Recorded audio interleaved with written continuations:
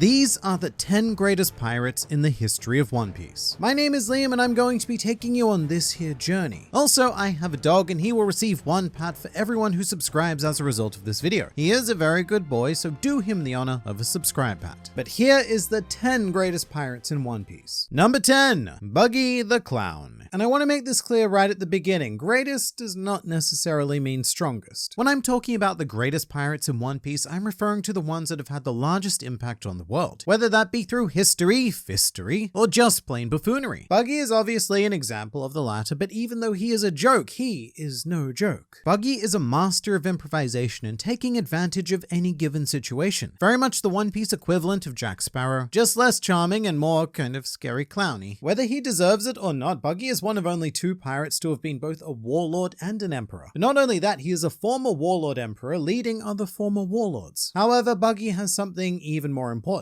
A hit single named Cherry Bomb from the One Piece 47 Cruise album. And I would describe the song as an affront to the ears, like a clown being vigorously gangbanged by a brass band. But the truly important thing Buggy has is connections. Roger, Rayleigh, Whitebeard, Buggy has been spoken down to by all of these characters and more. And much like reality, fictional piracy is a lot less about what you know and far more about who you know. Buggy has no haki, no real power, a highly questionable collection of crew dudes, and yet he is still undeniably one of the world's greatest pirates. I can't name a single pirate greater than Buggy, but I can name 9. But first, this video is sponsored by Raid Shadow Legends, the game that just celebrated its 3rd birthday. And since the best things come in threes, here are my top 3 favorite raid champions. Number 3 is Tsunoru from the Shadowkin faction, because I really love her sleek and dangerous design, because she looks like she is gonna mess you up and look nothing less than stunning whilst doing so. Number 2 is Geomancer, because I really appreciate a man who takes the care to make sure that his hat is as long as his beard. And my number 1 favoritist of champions is Horafes the Tusked, because he's a combat hippo. I mean, come on, nobody should need any other reason to crown this gloriousome behemoth as number 1. Plus, this month, Raid has a whole host of special events, such as Forge Pass Season 3, and some awesome looking new skins for Madame Ceres. But wait, there's another thing. Because Raid is giving Death Knight a much deserved upgrade into Ultimate Death Knight. That's pretty cool, and there has never been a better time to get started. New players use my link or scan the QR code right here and get a free starter pack worth almost $30, a free champion Ina, and also this cool in-game loot. You will find your rewards here in your inbox for the next 30 days only. So do that thing, but for now it's back to you. Me. Back to the greatest pirates in One Piece now. The first of which is Mont Blanc Noland, because Noland is actually incredible. Noland is the kind of guy who takes a casual dip into the Grand Line and then decides, I'm feeling a bit hungry, and then decides to dine on exquisitely dangerous sea kings. Noland had the power to hunt sea kings in water, which is nigh on unheard of in this world. For a pirate to have dominance not just over the sea, but like within the sea, it's crazy. Of course, Noland never really had combat on the mind, as he was a botanist and explorer first and foremost. However, his extensive journeys even took him into the New World, leaving his mark on multiple islands. The most notable of which is the Tontata tribe on Dressrosa, who have a whole statue dedicated to Mr. Noland. That's quite something because Noland lived 400 years ago, and the fact that his legacy still survives to this very day is enough on its own to solidify him as one of history's greatest pirates, even if the longest lasting mention of his name is a children's propaganda book. Now, I'm sure you're all wondering, why does this man crown his noggin with a nut? That's because Mont Blanc takes his name from a dessert featuring chestnuts. So Oda, being Oda, found this out and decided to turn Noland into a living dessert, stating, and I quote, "Lol, funny nut man." Noland is an envious existence though. During his day, he had it all. Strength, intelligence, kindness, and an absolutely massive head nut. There are almost no pirates who have achieved Noland's impact on the world. And you may as well call him immortal because 400 years later, he still has yet to die. And that's because he still has yet to be forgotten. Cranking our necks up to number 8 now, we find very irate Kaido, being crowned with the title of strongest creature in the world. Something pretty amazing about Kaido is that he actually captains the largest known pirate crew to date. The Beast Pirates consisted of roughly 20,000 members, and to put that into some perspective, his fellow Emperor Whitebeard commanded a force of just over 1,600 members. However, it should also be known that Whitebeard prioritized quality over quantity, whilst Kaido prioritized costume design. Where did he get those 20,000 leather outfits? In fact, fact, you know what? Where is not the most important question. The most important question is definitely why. I mean, I can imagine Kaido in the Beast Pirates board meeting giving his presentation. So I'm thinking animals, right? But like animals in tight leather outfits. You know, to confuse the enemy with a mixture of fear and arousal. And whilst it does show a lot of admittedly aesthetic initiative, the only reason why Kaido isn't higher is because of his comparative lack of impact. Yes, as one of our now 7 Four Emperors, he has absolutely earned his place here, but Kaido's global impact is mainly isolated to Wano. He spent 20 years being a bit of a prick to them, preparing for global warfare, only to be stopped at the last second by the antics of a cartoon monkey man. He sat at the peak of power, on the brink of pretty much destroying this entire world. But his place in history is going to be overshadowed by so many others. One of which is fellow Rocks alumni Charlotte Lin, who is one of history's fastest growing pirates, both in terms of notoriety and stomach width. The pirate who had become known as Big Mom began her career at the age of 6. Let that sink in, just like how Wano let Big Mom sink when she got kicked by a pteranodon. Today, Big Mom is the youngest pirate to have had a bounty placed on her head, which began at 50 million but rapidly spiraled into 500 million as her crew of the Big Mom Pirates were founded. And just as a side note, I really hope that they weren't the Big Mom Pirates when she was 6 years old, because there's something is a little off about that. I suppose because Stroyson was the mastermind at this point, they could have been called the Small Dad Pirates instead. But Big Mom did something very, very unique for this world, crafting an empire on the concept of nepotism. Instead of searching the seas for top talent, Big Mom decided that she would out her own talent, and again, and again, and again, and approximately 82 more times after those. And Big Mom essentially named her children after, well, I guess whatever she was eating at the time. But that's why Big Mom is going to have a greater lasting legacy than Kaido. Was she a better pirate? I mean, certainly not mentally, but with 86 children ruling an entire empire in the New World, the Charlotte dynasty is going to remain for hundreds and potentially even thousands of years, all thanks to the misguided libido of one very hungry Giga Granny. Now, let's do some color mixing. We'll take Big Mom's pink, remove the white, and that will leave us with some red. Our 6th greatest pirate in history, red-haired Shanks. Where so many of our great pirates command fear, Shanks is really the only one who commands universal respect. However he's managed to do it, I would go so far as to say that Shanks is currently the most respected living pirate. A man who has stopped far more wars than he's begun, which is more than we can say for any of his emperor counterparts, well, with the exception of Buggy. Buggy is a good boy. And sometimes he's also a cube.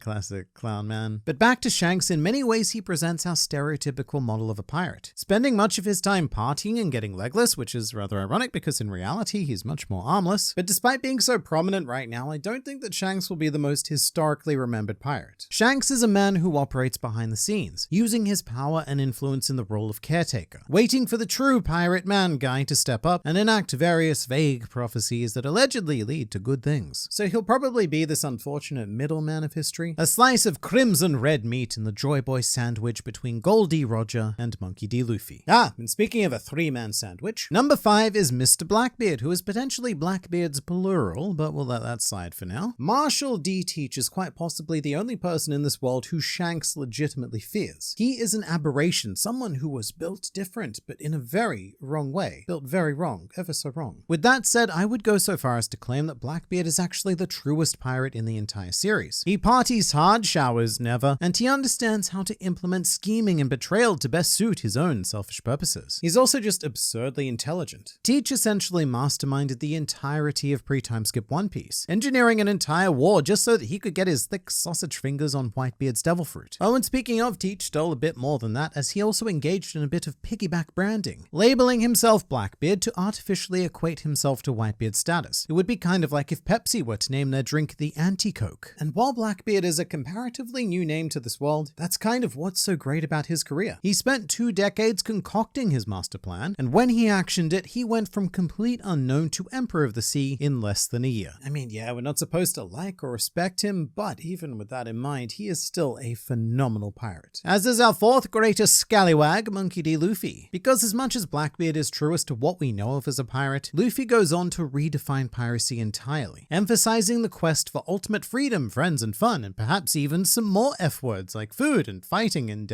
fighting about food, specifically cherry pies, I suppose. Which is quite funny because Luffy ate a devil fruit, and yet that cherry pie is still the worst thing he's ever tasted. He also might have some slight PTSD when it comes to donuts, due to them being his abusive grandfather's food of choice, Kaido's mid-battle snack, and of course, Ace's final form. At this stage though, Luffy's greatness has been enstoned, which I don't know if is a word, but it is now. In his short 2-year tenure, Luffy has done more to affect this world than any other living pirate, marine, or revolutionary. And while his rise wasn't quite as speedy as Blackbeard, Luffy also didn't need to spend 20 years preparing. He was just a natural. And by the end of the series, he will no doubt be number 1, but that is not now, so he isn't. These guys are. The third greatest pirate in all of the history is none other than Edward Newgate, the strongest man in the world, fierce rival of the Pirate King, and just all around a good guy. Of all of the original emperors, Whitebeard was a name that stood above all of them. Having predated Big Mom, Kaido, and Shanks, Whitebeard was in a whole league of his own. He sent shockwaves across the planet, both metaphorically and literally. He was an undisputed powerhouse leader and father. And legitimately, the only solution we had to topple Whitebeard ended up being just to wait for him to live to death. And even in his frail, old, and sickly state, it still took 100,000 Marines to even stand a chance of bringing this pirate down. Oh, and also he's a dog owner, so that's always a bit of a bonus point for me. This dog's name is Stefan, and he is the world's strongest good boy. It's pretty crazy to imagine that even with everything I've said here, Whitebeard still isn't number 1. And look, he may not be the world's greatest pirate, but nobody has ever been more deserving of the world's best dad mug. You know that one you buy for $15 in a pinch because you forgot about Father's Day again, you terrible, terrible child? Almost as terrible as our silver medalist, Roxy Zebek. It's really hard to quantify the impact the Rox has had on this world. But as a start, 3 of the people who have appeared on this list directly served under him, and the Rox pirates have been officially labeled as the single most powerful pirate crew to have ever existed. All of which was mastered by this here Rox guy, who we still know frustratingly little about. Although according to former Fleet Admiral and now retired old snack enthusiast Sengoku, Rox was a figure who broke, quote, too many of the world's taboos. Which is really saying something when the world nobles exist, because they get up to some pretty messed up stuff. Although I must admit the way that Sengoku said the word taboo instantly gives me, what are you doing, Step Rox? Kind of vibes. I think there is an argument to be made that Rox may be the greatest pirate in history. The big issue is that he was such an impactful pirate that his entire existence had to be erased from the world. And that's the kind of unfortunate thing here for Rox. He may very well have done more than our number 1. However, he stumbled at the very last hurdle by having his entire legacy Control-Alt-Deleted. Which leaves us with the greatest pirate in all of One Piece. And I'm sure you've all figured it out by now, you're all very clever. But it is, of course, Buggy the Clown! Again. Because just once wasn't enough to fully comprehend his glory. But seriously, it's obviously Goldie Roger. The first pirate shown in the series, in fact, the first character shown in the series, in fact, the first character who dies was shown death in series. What? He's a man of first, and when it comes to the word pirate, Roger is definitely the first thing that comes to my mind. Roger practically defined the word piracy, and that definition was big hats, big mustaches, and big copious all-male group bathing. But he is the greatest pirate by anyone's definition. The wealthiest, the most famous, the most powerful, and even in the case of Luffy's definition, he was the most free. Think about this. At one stage, Roger may have held the title of Pirate King, World's Greatest Swordsman, and World's Strongest Man. Roger is a man so popular that during the World Top 100 popularity poll, he received over 8,000 votes from the North America region, which makes him almost as popular as Whoopslap, who received just under 18,000 votes. But since Whoopslap isn't a pirate, Roger's position here is more than safe as the greatest pirate in all of One Piece. But to continue your quest for the greatest video on One Piece, I would recommend this one, and I look forward to seeing you there.